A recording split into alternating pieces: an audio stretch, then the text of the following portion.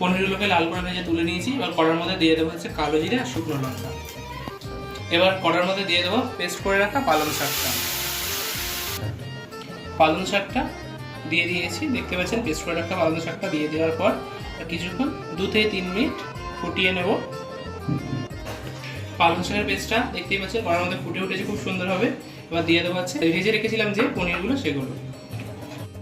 পালং শাকের সাথে পনিরটা ঠিক 2 মিনিট ফুটিয়ে নিয়েছি। এবার এর মধ্যে দিয়ে দেবো সামান্য পরিমাণে চিনি।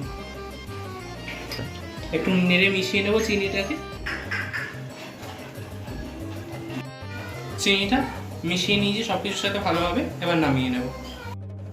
নামিয়ে নিয়েছি, আমাদের পালং পনির খুব সুন্দরভাবে তৈরি হয়ে গেছে। আর আপনারা অবশ্যই বাড়িতে বানিয়ে খাবেন নিরামিষের দিন বা আমিষের দিন, যেদিনে আপনার ইচ্ছা।